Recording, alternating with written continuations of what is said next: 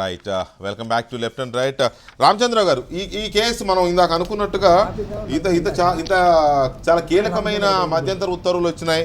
ఈ ఉత్తర్వులు చట్టసభగా కేర్ చేయలేదని అనుకోవాలి. అంటే మరి పదాలు ఎలా వాడాలో నాకు అర్థం కాక చెప్తున్నాను. నేను కేర్ అయితే చేయలేదంటే వాటిని యాక్సెప్ట్ చేయలేదు, ఇంప్లిమెంట్ చేయలేదు. సో ఇంప్లిమెంట్ చేయలేదు కాబట్టి ఈ చర్చ అంతా జరుగుతున్న నేపథ్యంలో స్పీకర్ గారు తీసుకున్న హౌస్ మొత్తం ఒక రిజల్యూషన్ పాస్ చేసి ఒక మెంబర్ విషయంలో తీసుకున్న డెసిషన్ని కోర్టు స్టే ఇచ్చింది కాబట్టి, సస్పెండ్ చేసింది కాబట్టి ఈ జడ్జిమెంట్ భవిష్యత్తుకి ఒక మైల్ స్టోన్ అయ్యే అవకాశం ఉందా ఈ రెండు వ్యవస్థల మధ్య ఉన్న ఆ రిఫ్ట్ విషయంలో? ఇప్పుడు మనం ఆలోచించాల్సింది, మెంబర్ను సస్పెండ్ చేయడం అనేది ఒకటి చేశారు, మెంబర్ను సస్పెండ్ చేయడం 1 year చేశారు. కానీ మెంబర్ను ఎన్నుకున్నది ఆర్టికల్ కాన్స్టిట్యూషన్ ప్రకారం 5 ఏళ్ళు వాళ్ళు వీళ్ళని రిప్రజెంట్ చేయాలని ఉంది. అటువంటి ఇప్పుడు మనం ఏది స్పీకర్ గారు చేసిన పని ఏంటంటే, వాళ్ళు అట్లా పర్మనెంట్గా ఎలక్ట్ అయిన 5 ఏళ్ల టర్మ్ ఉండే అష్యూరెన్స్ కాన్స్టిట్యూషన్లో ఉన్నా కూడా వాళ్ళని ఏడాదికి మించి చేయడం, ఇంకా 5 ఏళ్ళు చేయడం మొదలు పెడితే ఆ పవర్ వాళ్ళకు లేదు. కాబట్టి ఎందుకంటే ఈ సెషన్లో ఉండే 4 రోజులు 3 రోజులు అంతవరకు రెగ్యులేట్ చేయడానికి, వర్క్ చేయడానికి చేయవచ్చు. అంతేగాని పర్మనెంట్గా ఉండే ఆఫీస్ అది. శాసనసభ పార్లమెంట్ మెంబర్ కానీ అసెంబ్లీకి మెంబర్ కానీ they hold a constitutional office. They are entitle to hold it for 5 years unless they are dissolved. In such a case, to prevent them from functioning itself is illegality. Speaker is not protecting the MLA. On the other hand, he is exceeding his power and thereby controlling. It is not correct. So far as the present order is concerned, till it is vacated or suspended, you must obey it. అయితే రామచంద్ర గారు, ఇక్కడ 2 points ఉన్నాయి. రాజ్యాంగం ప్రకారం ప్రజలు ఎన్నుకున్నది 5 ఏళ్ళకు కాబట్టి ఇష్టారాజ్యంగా వాళ్ళని తీసేసుకుంటూ పోవడం కుదరదనే ఆర్గ్యుమెంట్ ఎంత కరెక్టో, at the same time assembly కూడా కొన్ని రూల్స్ ఉన్నాయి, అసెంబ్లీ చట్టసభలు కూడా కొన్ని రూల్స్, ఆ రూల్స్ ప్రకారం సభ్యుల మీద చర్య తీసుకునే పవర్స్ కూడా ఉన్నాయనేది కూడా అంతే వాస్తవం. ఈ 2 ప్యారలల్గా ఉన్నాయి, మనం చూస్తున్నాం. ఒకటి. రెండోది కర్ణాటకలో అండ్ మహారాష్ట్రలో ఈ మధ్యనే 2 సంవత్సరాల పాటు సస్పెండ్ చేశారు సభ్యుల్ని. అది మరి అది ఎలా చెల్లుబాటు అవుతుంది? ఒకవేళ మన దగ్గర కూడా కర్ణం బలరామకృష్ణమూర్తి గారిని 6 నెలల పాటు సస్పెండ్ చేశారు బయట మాట్లాడేందుకు. ఇప్పుడు ఒక మాట ఇప్పుడు ఏదన్నా ఒక విషయాన్ని కోర్టులో ఛాలెంజ్ చేస్తే దానికి ఆర్డర్ వస్తే అది చెల్లుతుంది. అట్లా కాకుండా ఇప్పుడుండే లా ఏంటంటే 7 మంది full court members, constitution benches ఏమని చెప్పారంటే, హైకోర్టు అన్ని పవర్లు ఉన్నాయి, వాళ్ళు ఇల్లీగాలిటీ, అన్కాన్స్టిట్యూషనాలిటీ అసెంబ్లీలో ఉంటే అసెంబ్లీ యాక్షన్ కరెక్ట్ చేయవచ్చు అని చెప్పింది. అదే ఇప్పుడు ఉండే లా. ఎందుకంటే ఆర్టికల్ 142 కింద సుప్రీంకోర్టు ఏది చెప్తే అదే లా. రెండోది, జ్యుడిషియల్ రివ్యూ అనేది బేసిక్ స్ట్రక్చర్, దాన్ని మార్చడానికి వీల్లేదు. కాబట్టి ఇతర దేశాలు, ఇంగ్లాండ్ అటువంటి దేశాల్లో ఉండేటటువంటి పార్లమెంటరీ సుప్రీమసీ కానీ స్పీకర్ సుప్రీమసీ అని లేవు.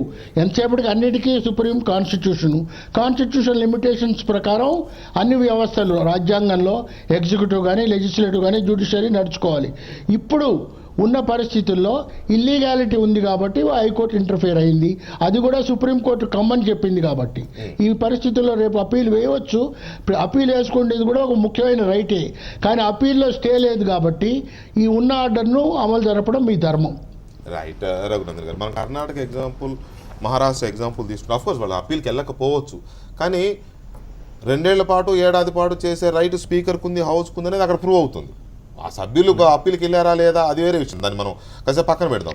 స్పీకర్కి, హౌస్కి ఆ రైట్స్ కూడా ఉన్నాయి, ఆ పవర్స్ ఉన్నాయనేది మనకు అక్కడ ప్రూవ్ అవుతుంది. మరి అక్కడ ప్రూవ్ అయినప్పుడు ఇక్కడ ఎందుకు కాదు? 340 కాకపోతే ఇంకో రూల్ ఏదో ఉంటుంది, 164 ఐ థింక్ 164. అక్కడ జరిగింది ఏంటంటే, కాన్స్టిట్యూషన్ని రిప్రజెంట్ చేస్తూ ఉభయ సభలను ఉద్దేశించి మాట్లాడడానికి మహారాష్ట్ర విషయానికి వచ్చినప్పుడు గవర్నర్ గారు తొలి సమావేశం ఉభయ సభల్ని సమావేశపరిచి ఆయన మాట్లాడడానికని వస్తున్నప్పుడు వారి మీదనే దాడి చేసినారు. గవర్నర్ గారి మీదనే చేతులు వేసుకోవడం జరిగింది. సో కాన్స్టిట్యూషన్, ఇప్పుడు వారు ఏం చెప్పినారు రామచంద్రరావు గారు, భారతదేశం అంటే ఒక రాజ్యాంగం, ఆ రాజ్యాంగాన్ని దాటి ఎవరు ప్రవర్తించినా అది చెల్లదు. అది కోర్టులు ప్రవర్తించినా చెల్లవి, చట్టసభలు ప్రవర్తించినా చెల్లవు. కాన్స్టిట్యూషన్ని రిప్రజెంట్ చేస్తూ ఉభయ సభల్ని అడ్రస్ చేయడానికి గవర్నర్ గారు వస్తున్న సందర్భంగా గలాట జరగడం, ఒక రకంగా గవర్నర్ గారి మీద దాడి చేయడం జరగడం వల్ల మహారాష్ట్రలో 2 years ఎక్స్పెల్ చేసినారు. సో కాన్స్టిట్యూషన్ మీదనే దాడి చేసినారు వాళ్ళు. It is not an individual. Vidyasagar Rao గారి మీదనో రఘునందన్ రావు గారి మీదనో జరిగిన దాడి కాదు అది. కాన్స్టిట్యూషన్ను రిప్రజెంట్ చేస్తున్న గవర్నర్ మీద జరిగినటువంటి ఒక భౌతిక దాడి అది. దానికి సభమతం ఖండించింది, అన్ని పార్టీలు చేసినాయి. అది వేరు, కాన్స్టిట్యూషన్ మీద జరిగిన దాడి. ఇది రెండు పార్టీల మధ్యలో కాన్స్టిట్యూషన్ కాదా? ఏది కాన్స్టిట్యూషన్ అవుతుంది? ముఖ్యమంత్రి గారిని కామా అనడం అన్కాన్స్టిట్యూషనల్ అవుతుందా? Is it board by constitution? ఎక్కడైనా మీరు రాసుకునే మాటలలో, మీరు సభలలో మాట్లాడే మాటలలో ఇది ఏమన్నా రాజ్యాంగంలో నిషేధించబడినటువంటి పదం అని ఏమన్నా ఉందా కామా అనేది? ప్యూర్లీ లీగల్గా మాట్లాడుతున్న జూపుడి గారు, మీరు ఇది అన్కాన్స్టిట్యూషనల్ ఎట్లయితే ఒక సభ్యునికి మాట్లాడేటువంటి హక్కును మీరు సీజ్ చేసి ముఖ్యమంత్రి గారు ఏం మాట్లాడింది? కామా ముఖ్యమంత్రి అన్నారు. భౌతిక దాడులు వేరు. నేను ఇందాకే చెప్పినాను, చర్చ ప్రారంభించినప్పుడు ఒక గౌరవ శాసనసభ్యుడు ఇంకో గౌరవ శాసనసభ్యుని కొడతాడు, తల పగిలిపోతుంది. పోలీసులు కేసు రిజిస్టర్ చేయాలా చేయొద్దా? స్పీకర్ పర్మిషన్ ఇస్తేనే చేయాలా? ఆవిడ మాట్లాడింది తప్పని తెలిసే మీరు సస్పెండ్ ఆయన మాట్లాడింది తప్పు, మాట్లాడింది తప్పు. ఒక నిమిషం, మాట్లాడిందని ఎవరైనా సమర్థించారా? మహారాష్ట్ర అసెంబ్లీలో స్పీకర్ ఒక సభ్యుడిని లేదా కొంతమంది సభ్యుల్ని 2 సంవత్సరాలు సస్పెండ్ చేశారు. 2 సంవత్సరాలు సస్పెండ్ చేశారు కాబట్టి హక్కు ఉందని అనుకోవడానికి వీల్లేదు. నెంబర్ 1. ఎందుకంటే ఈ 2 సంవత్సరాలు సస్పెండ్ చేసిన తరిమేలా మమ్మల్ని 2 సంవత్సరాలు సస్పెండ్ చేయటం అన్కాన్స్టిట్యూషనల్ రూల్స్కి వ్యతిరేకమని సభ్యులు కోర్టుకు వెళితే ఆ కోర్టు కూడా సపోర్ట్ చేస్తే ఎస్ ఈ కేసులో చేయవచ్చు అన్నప్పుడు మాత్రమే అది చట్టం అవుతుంది. వాళ్ళు అప్పీల్కి వెళ్ళకపోతే వాళ్ళ రైట్ వాళ్ళు క్వశ్చన్ చేసుకోలేకపోతే అది ఎగ్జాంపుల్ కర్ణం బలరామ కృష్ణమూర్తి గారిది ఉంది. అవును, ఆయన కోర్టుకు వెళ్ళలేదు. వెళ్ళి నేనేదంటే 6 months ఉంది కాబట్టి ఆయన కోర్టు తలుపులు తట్టి అయ్యా నన్ను 6 months చేయడం తప్పు అన్న తర్వాత కోర్టు 6 months చేయడం తప్పు అని ఆర్డర్ ఇచ్చిన తర్వాత దాన్ని ఇంప్లిమెంట్ చేయకపోతే తప్పు. అసలు కోర్టు డోర్స్ ఆయన నాక్ చేయలేదు. నాక్ చేయనప్పుడు ఎందుకు మీరు చెప్పిన దాని ప్రకారం సరే ఆవిడ ముఖ్యమంత్రి గారిని తిట్టిందా, ఇంకెవరిని తిట్టిందా, సభలో ఎట్లా ప్రవర్తించింది, ఇవన్నీ తెలిసే మీరు 1 year సస్పెండ్ చేశారు. దాన్ని ఒక్క మాట సార్, మనం అవన్నీ కాదంట్లే, దాన్ని ఎవరు సపోర్ట్ కూడా చేయట్లేదు, సభ్యుల ప్రవర్తన ఎవరు సపోర్ట్ చేయట్లేదు. ఆ రోజు కూడా మనం డిస్కషన్లు పెట్టాం, విమర్శించారు, అందరూ విమర్శించారు. రైట్, అంతవరకు బాగుంది. మీరు హౌస్ మొత్తం తీర్మానం పాస్ చేసింది, కోర్టు క్లియర్గా అడిగింది. అంత అనుభవం ఉన్న ఒక మంత్రిగా ఉన్న ఆయనకి, స్పీకర్గా ఉన్న ఆయనకి రూల్స్ తెలియవా? 340 కింద 1 year చేయడానికి అవకాశం లేదని తెలిసి 340ని ఎలా కోర్ట్ చేశారు అని మీరే కదా చర్య తీసుకున్నారు, మీరే కదా తీర్మానం మూవ్ చేశారు, మీరే కదా సస్పెండ్ చేశారు. మరి సస్పెండ్ చేసేప్పుడు రూల్ ఎలా చెక్ చేసుకోలేదు? ఇవాళ ఆ 164 కింద మీరు చేసే రైట్ ఉంది, దాని కింద చేసి ఉండాల్సింది కదా. మీరు తప్పు చేసి ఆ తప్పుని కోర్టు తప్పుపడితే కోర్టు తప్పుపట్టిన దాన్ని అలో చేయకుండా చిన్నది జస్ట్ అలో చేసి మీరు అప్పీల్కి వెళ్ళి సాధించుకుంటే అయిపోయేది, గౌరవంగా ఉండేదేమో అని ఒక చర్చ. ఇది బయట జరుగుతున్న చర్చ మీరు దృష్టి చేస్తున్నారు. అవును సార్, మీరు ఫండమెంటల్గా మీరు లేపిందని నేను కాదన్నా. ఎందుకంటే బయట ఉన్న దానికన్నా మీరు కూడా రూల్ 340 Clause 2 ఏం చెప్తుందో అదే చెప్తున్నారు. సో ఇక్కడ అయితే ఇందాక నేను చెప్పింది ఏంటంటే ఈ జరిగిన ఘటనల మీద స్పీకర్ ఏదైతే నిర్ణయం తీసుకున్నాడో ఈ 1 year నిర్ణయాన్ని మీరు 1 session లేకపోతే ఆ 3 రోజులే అయి ఉంటే బాగుండేదని ఒక అభిప్రాయం వస్తుంది. దాన్ని కాదనట్లా మాకు వస్తలేదు, చట్టంలో ఉంది. 340 Subclause 2 కింద సస్పెండ్ చేస్తున్నామంటే దాని ప్రకారం చట్టం ఏం చెప్తుంది అంటే మీరు కేవలం సెషన్కి మాత్రమే, అది సెషన్ వరకే. Okay, the section speaks like that. అంతే. అయితే ఇదే సెక్షన్ని ఒకవేళ స్పీకర్ ఉల్లంఘించి ఇంకొక లేనటువంటి అధికారాలను తీసుకొని 1 year దాకా వెళ్ళాడు కాబట్టి ఇది చల్లదనేది ఆర్గ్యుమెంట్, కోర్టు భావన అయి ఉండొచ్చు. అది దీన్ని మీరు దయచేసి మీరు హౌస్ను కూడా మీరు కన్సిడర్ చేయకుండా ఏదో బయట ఉన్నదాన్నో లేకపోతే ఆ రూల్ వరకో ఇది కాకుండా మీరు కాస్త ఇంటర్నల్గా దయచేసి వెళ్ళండి, నాకు సమయం ఇవ్వండి. దీన్ని మిమ్మల్ని కన్విన్స్ చేయడం కోసం నేను చెప్పదలుచుకోలేదు. ఇక్కడ ఇందాక మీరు అన్నట్టుగా ఇది ఒక మైల్ స్టోన్ కాబోతున్నటువంటి ఒక ఈవెంట్. ఈ ఈవెంట్ని as house has taken a decision. దీన్ని మీరు ఛాలెంజ్ చేసే విధానంలో మీరు ముందు హైకోర్టు వెళ్ళారు, మీకు హైకోర్టు ఇవ్వలేదు కదా, సుప్రీంకోర్టుకి వెళ్ళారు. సుప్రీంకోర్టు ఏం చెప్పింది? మళ్ళీ హైకోర్టుకి వెళ్ళండి అన్నారు. హైకోర్టు హడావుడిగా ఇచ్చింది. హైకోర్టు ఇచ్చిందని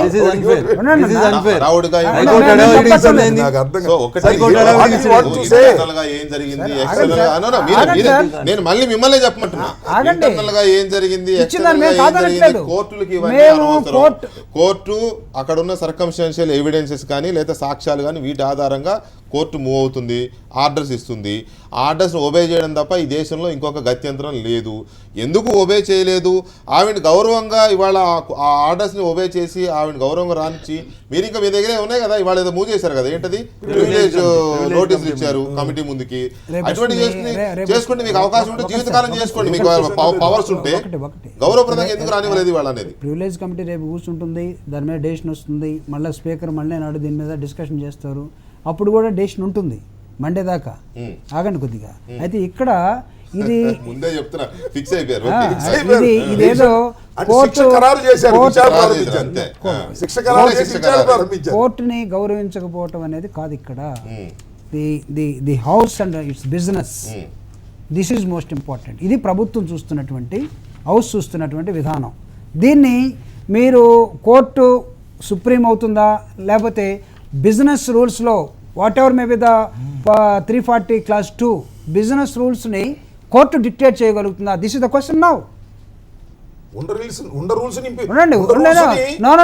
ఇక్కడ వస్తున్నా నేను, దయచేసి ఇక్కడ వస్తున్నా, మీరు దానిలోకి వెళ్ళకుండా మీకు మీ సబ్జెక్ట్ రాదు, మీకు దయచేసి దానిలోకి వెళ్ళండి. కోర్టు ఉన్నటువంటి business rules of the house 340(2) దాన్ని మీరు కోర్టు దాకా వెళ్ళి తీసుకొస్తే ఇంప్లిమెంట్ చేయాలని అడుగుతున్నారు. Is the court has got the right are జరుగుతున్న చర్చ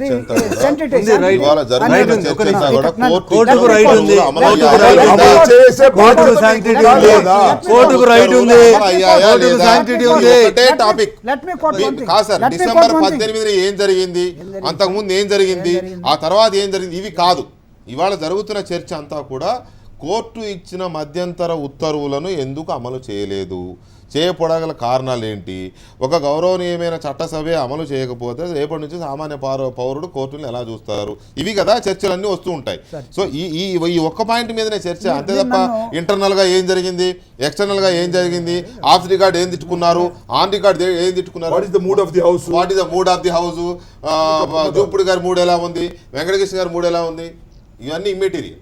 సార్ నేను చెప్తుంది the business and it's the prestige of the house is most important. మీరు స్పీకర్ అది చెప్పండి. ఈ కోర్టు మధ్యంతర ఉత్తర్వులను ఇంప్లిమెంట్ చేసినట్లయితే హౌస్ ప్రెస్టేజ్ పోతుందని మీరు ఫీల్ అయ్యారా? నేను చెప్తుంది ఏంటి, మా కోర్టు హౌస్కు ఉన్నటువంటి బిజినెస్ కానీ, స్పీకర్ కానీ, హౌస్ కానీ, కమిటీస్ కానీ, మీరు ఎవరండి దీని మీద పెత్తనం చేయడానికి? This is our play, this is our play, this is our play. నేను ఇక్కడ వస్తున్నాం, మేము గౌరవిస్తూనే అప్పీల్ చేస్తున్నాం, గౌరవిస్తూనే అప్పీల్ చేస్తున్నాం. దయచేసి వినండి, ఇక్కడికి వస్తున్నాను. ఒక నిమిషం ఇక్కడ ఒక విషయాన్ని మేము చట్టసభల్లో జరుగుతున్నటువంటి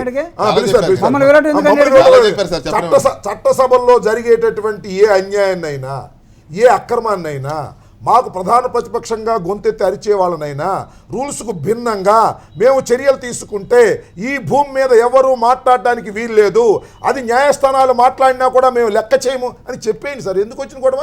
మేము న్యాయస్థానాలను గౌరవిస్తాం, అపీల్కి వెళుతున్నాం, కానీ న్యాయస్థానం ఇచ్చిన తీర్పును మాత్రం మేము బాధ్యతగా స్వీకరించము. What is this argument? మీకు కుదురుతున్నాయా ఈ రెండు ఆర్గ్యుమెంట్స్ చెప్పడానికి? మనసులో అంగీకరిస్తుంది. ఖచ్చితంగా మా పార్టీ చేయవలసింది ఏంటంటే, ఇవాళ మా పార్టీ శాసనసభ్యురాలని రానివ్వలేదు అనే అంశం పక్కన పెడితే, ఒక న్యాయస్థానం ఇచ్చిన తీర్పు మీద వస్తున్నటువంటి ఒక శాసనసభ్యురాలని నిరోధించడానికి ప్రయత్నం చేయటం అంటే అది చట్టాలని, న్యాయస్థానాలని అగౌరవపరుస్తున్నారు. దీన్ని ప్రజాస్వామ్య పద్ధతుల్లో న్యాయస్థానాల్లో పోరాడతాం, ప్రజల సమక్షంలో పోరాడతాం, చట్టాలకు అనుగుణంగా మేము గొంతెత్తి అరుస్తాం, ప్రజాస్వామ్య పద్ధతుల్లో చేయవలసిన అన్ని కార్యక్రమాలు చేస్తాం, ప్రజల ముందు ఎండగడతాం, వీరి సంగతి తేలుస్తాం. వెంకటకృష్ణ గారు దయచేసి హౌస్ని మీరు మీ ఇష్టం వచ్చినట్టుగా మీ పర్సెప్షన్లో మీరు మాట్లాడితే మేము చేయలేం. ఎవరు హౌస్ అండి? మీ హౌస్. హౌస్ అంటే మాదైనా మీదైనా, మీ హౌస్ లాగా ఉంది అది. రాష్ట్రానికి సంబంధించినటువంటి మీరు చేసిన ప్రతి తప్పుకి మీరు ప్రతి దాన్ని ఇక్కడ మీరు చేయడానికి హౌస్ సిద్ధంగా లేదు. This is what It's not an NTR ఈరోజు trust ప్రభుత్వం భవన్. ఈరోజు చేస్తున్నది, House అంటే ఏంటి? మీ అసెంబ్లీ సొంత చేస్తున్నది ఇల్లా? అంటే మీ సొంత అసెంబ్లీ ఇల్లు ఎత్తేయడానికి. అప్పీల్కి వెళితేనే మీరు తప్పుపట్టి ఏదో తప్పు కొంపల పట్టడం ముంచుకు లేదు. పోయినట్టుగా మీరు చేస్తున్న ఆహ్వానిస్తున్నాం. విధానం కాదు. మంచి పరిణామం. వినండి మీ సార్, బాధ్యత వినండి సార్, వెళ్ళండి. వినండి దయచేసి వినండి. నేను correct వినండి. చేస్తాను. మేము ఇక్కడ You are తప్పు totally- you are అబద్ధం totally mistaken, ప్రభాకర్ గారు. మీ perception is wrong. No, no. Your ఎవరు- perception is ఎవరు- wrong. Our వారి perception. perception. Let No, us- no, come on, come on. let me explain our perception. దయచేసి వారి perception ప్రభుత్వం ఏమనుకుంటుందో చెప్పనివ్వండి మీరు. ఎక్స్పర్ట్స్ పర్సెప్షన్ అయినా కూడా మీరు అప్పీల్కి వెళ్ళడాన్ని ఎవరు తప్పు పట్టడం లేదు, దాని మీద ఎవరికి అబ్జెక్షన్స్ లేవు. అవి మీరు రైట్. రాంబాబు గారు. దట్ ఈస్ రాంబాబు గారు కూడా రాంబాబు గారు. జగన్మోహన్ రెడ్డి గారు కూడా మిమ్మల్ని తప్పట్టే అవకాశం లేదు. రోజా గారు తప్పట్టే రైట్ ఎవరికి లేదు. ద ఓన్లీ థింగ్ ఈజ్ ఆమెకు వచ్చిన కోర్టు ఆమెకి ఇచ్చిన అధికారాన్ని ఎందుకు అప్లై చేయలేదు అనేది ఒకటే. దాని మీదనే చర్చ. మీరు అప్లై ఇక్కడ కాదు, ఇంకా 10 అప్లై చేయండి సార్. చట్టాన్ని మీరు ఇంత గౌరవిస్తాం, అన్యాయంగా మీరు చట్టాన్ని చెప్పదలుచుకుంటే గౌరవిస్తాం, మీరు ఇక్కడ ఒక కోర్టుని అంశాన్ని గౌరవిస్తాం. మర్చిపోతున్నారు. మాకు అన్నింటి మీద గౌరవం ఉంది. తెలంగాణ అసెంబ్లీలో తెలంగాణలో తెలుగుదేశం శాసనసభ్యులు నేర్చుకున్న దాని మీద మళ్ళీ మేమే కోర్టుకు పోతాం. ఇక్కడైతే ఒక న్యాయం, అక్కడైతే ఒక న్యాయం మాట్లాడుతాం. కోర్టుకు వెళ్ళినా కూడా పార్టీ మారుతాడు. కోర్టుకు వెళ్ళినా కూడా పార్టీ మారి అందులోనే పోయి కూర్చుంటాడు. ఇప్పుడు ఇది అనవసరమైన చర్చ అవుతుంది. కానీ నేనేమంటున్నా, కోర్టులను గౌరవిస్తాం, చట్టాన్ని గౌరవిస్తాం, మేమే చట్టాలు చేస్తాం. కానీ కోర్టు ఇచ్చిన ఉత్తర్వులు మాత్రం మేము ఇంప్లిమెంట్ చేయం. మాకు అనుకూలంగా లేకపోతే మాత్రం ఇంప్లిమెంట్ చేయం. మాకు ఇదే వ్యతిరేకంగా సమాధానం ఉంటే ఇప్పుడు implement చేస్తాం. the mood of the house, మాకు the mood of the house, వ్యతిరేకంగా the mood of the implement house. చేస్తాం. We respect. మాకు అనుకూలంగా లేకపోతే No, we implement respect the mood of the house. We respect the CM. We respect the speaker chair. But when it is unconstitutional, anybody court said. Supreme court full bench చెప్పింది ఏంటంటే 7 జడ్జిలు ఉన్న high court ఇచ్చింది, supreme court 1965 high court ఇచ్చింది, supreme court ఇచ్చింది. అందుకనేనా హైకోర్టును court చేయండి, UN court చేయండి. మీరు 51 పార్లమెంట్ స్పీకర్ ఇచ్చింది చెప్పొచ్చు. కానీ లేటెస్ట్ కాదు దొరా. ఈ రోజు దాకా 1965లో సుప్రీం కోర్టు ఫుల్ బెంచ్ ఇచ్చిన జడ్జిమెంట్ ని సవరించలేదు. దాని మీద కొత్త రైట్. ఒక్క నిమిషం ఉండండి సార్, ఒక్క నిమిషం. బిజినెస్ లోకి ఇంటర్ఫియర్ అయితే Right. ఎక్కడ ఇక్కడ ఏ రామచంద్ర గారు. కూడా దీన్ని ఇచ్చేయలేదండి. రైట్, ఒక్క నిమిషం ఉండండి. రామచంద్ర గారు, ఇక్కడ చాలా కీలకమైన అత్యంత సమున్నతమైన చట్టసభ చేయాల్సింది ఏంటి ఇప్పుడు? ఒకటి, కోర్టు తనకు మధ్యంతరములు ఉత్తర్వులు ఇచ్చినా కూడా సభలోకి అడుగు పెట్టలేకపోయిన రోజా గారి ముందు ఇంకెలాంటి ఆప్షన్స్ ఉన్నాయి as per your observations and experience, please. నా దృష్టిలో రాజ్యాంగాన్ని అమలు జరపాల్సిన బాధ్యత, ఆ కాన్స్టిట్యూషనల్ వాల్యూస్ని అప్హోల్డ్ చేయాల్సిన డ్యూటీ కోర్టుకున్నది. అదేవిధంగా అసెంబ్లీ వరకు వాళ్ళ యొక్క ప్రొసీజర్స్ రెగ్యులేట్ చేసుకునే పవర్ వాళ్ళకుంది. కానీ అసెంబ్లీ మొత్తం కానీ ఏ ఒక్క మెంబర్ కానీ వాళ్ళ యొక్క ఫండమెంటల్ రైట్స్ కానీ వాళ్ళ కాన్స్టిట్యూషనల్ రైట్స్ కానీ ఎవరైనా ఉల్లంఘిస్తే దాన్ని కరెక్ట్ చేసే డ్యూటీ హైకోర్టుకు, సుప్రీంకోర్టుకు, కాన్స్టిట్యూషనల్ కోర్ట్స్కు ఉంది. కాబట్టి ఈ వాల్యూస్ అప్హోల్డ్ చేయాలనే విషయంలో ఎవరు చెప్పింది లా అనేది మాట ఆలోచిస్తే 142 కింద సుప్రీంకోర్టు చెప్పింది లా. దాన్ని అందరూ అనుభవించాల్సిందే, అందరూ భరించాల్సింది. ఇప్పుడు as long as that 7 bench judgement of the Gajendragadkar stands, the power of judicial review is available against administrative actions or judicial actions of legislative assemblies. Any action taken by them, if it is illegal or unconstitutional, can be corrected by constitutional courts. Is the final opinion as it stands today. Right. ఫైనల్గా ఒక doubt Ramachandra గారు, మనం ఎంతసేపు assembly చుట్టూ, court చుట్టూనే తిరుగుతున్నాం. చెప్పండి. రాజ్యాంగాన్ని ప్రొటెక్ట్ చేసేది రాజ్యాంగ ప్రతినిధి గవర్నర్ గారు. వీళ్ళు గవర్నర్ గారి దగ్గరికి వెళ్ళి కూడా మొరబెట్టుకున్నారు. ఇవాళే కాదు, చాలా సందర్భాల్లో చాలా పార్టీలు ఇటువంటి సందర్భాలు వచ్చినప్పుడు గవర్నర్ గారి దగ్గరికి వెళ్ళి రాజ్యాంగాన్ని పరిరక్షించమని చెప్తున్నారు. ఎందుకంటే ఆయన రాజ్యాంగ రక్షకుడు కాబట్టి. బట్ వారి నుంచి ఎలాంటి భరోసా ఎవరికి లభించడం లేదు. ఈ ఎపిసోడ్లో గవర్నర్ గారి రోలుని ఎలా మనం డిఫైన్ చేయొచ్చు? ఆయన ఏమైనా యాక్ట్ చేసే అవకాశం ఉందా చేయదలుచుకుంటే? న్యాయ ప్రకారం ఒక అసెంబ్లీ మెంబర్ను డిస్క్వాలిఫై చేయాలంటే 191 కింద గవర్నర్ గారు 192 కింద చేయవచ్చు. ఆ చేయడం ఎట్లా చేయాలంటే ఆ మనిషి నోటీస్ ఇచ్చి ఎలక్షన్ కమిషన్ అడ్వైస్ తీసుకొని దాని ప్రకారం చేయాలి. మన గవర్నర్లు ఇప్పుడు ఉండే పరిస్థితుల్లో ఊరికే ఆర్నమెంటలే కానీ వాళ్ళు they don't rule, they rain, that's all. అందుకని న్యాయంగా గవర్నర్కి ఆ పవర్ ఉంది 192 కింద. అది ఆయన ఎంతవరకు ఎక్సర్సైజ్ చేస్తాడు లేదు అనేది మనం చెప్పలేము. కావాలనుకుంటే చేయవచ్చునా ఆయన? 192 కింద ఆయన పవర్ ఉంది. నోటీస్ ఇచ్చి రోజాకు అవును ఎలక్షన్ కమిషన్ అడ్వైస్ తీసుకొని ఎలక్షన్ కమిషన్ ఈవెన్ తీసేయమని చెప్తే డిస్క్వాలిఫై చేయవచ్చు. అంతేగాని అసెంబ్లీలో కూర్చొని ఏడాది పాటు సస్పెండ్ చేసామని స్పీకర్ అందరు కలిసి చేసినా చెల్లదు. నో నేను అనేది ఇప్పుడు ఈ కోర్టు ఇంటరిమ్ ఆర్డర్స్ని ఇంప్లిమెంట్ చేయలేదు కాబట్టి అసెంబ్లీ గవర్నర్ గారు చొరవ తీసుకుని ఈవిడెళ్ళి గవర్నర్ గారికి చెప్పుకున్నారు కాబట్టి రాజ్యాంగ పరిరక్షకుడుగా ఆయన ఏమన్నా ఈమె ప్రొటెక్షన్కి రావచ్చు నా గవర్నర్ గారు అనేది. ఇప్పటి పరిస్థితుల్లో గవర్నర్ గారి దగ్గర నుంచి ఎటువంటి యాక్షన్ ఎక్స్పెక్ట్ చేస్తామంటే మనం అన్రియలిస్టిక్గా ఉన్నాం అనమాట. రైట్ రామచంద్ర గారు, thank you very much. Ramachandra గారు, జూపూడి గారు అండ్ రాంబాబు గారు, రఘునందన్ గారు, థ్యాంక్ యూ వెరీ మచ్. ఇది రోజా ఎపిసోడ్కు సంబంధించిన డిబేట్. ఇక జిల్లా కలెక్టర్ అంటే ఆ జిల్లాలో జరిగే ప్రతి కార్యక్రమానికి ప్రభుత్వ ప్రతినిధిగా ఆయన ఉంటారు. వారికి కులాలు మతాలు ఏమీ ఉండవు. జిల్లా కలెక్టర్ రాజ్యాంగాన్ని పరిరక్షించే ప్రతినిధుల్లో జిల్లా కలెక్టర్ కూడా ఒకరు. అలాంటి జిల్లా కలెక్టర్కి మతాన్ని అంటగట్టి ఒక టెంపుల్ ఉత్సవ కమిటీకి జిల్లా కలెక్టర్ ఉండకూడదు అని వాదిస్తున్న మత సంస్థలు కానీ ఇంకా ఏ సంస్థలు కానీ వాటిని ఎలా చూడాలి, ఆ కలెక్టర్ని విత్డ్రా చేయకపోతే మేము ఊరుకోమంటూ జిల్లా బంద్కు కూడా ఇచ్చిన విశ్వ హిందూ పరిషత్ లాంటి సంఘాలు ఎందుకు ఈ రకంగా మరి విస్తృతంగా ప్రవర్తిస్తున్నాయి అనేది డిబేట్ నెంబర్ 2లో చిన్న బ్రేక్ తర్వాత.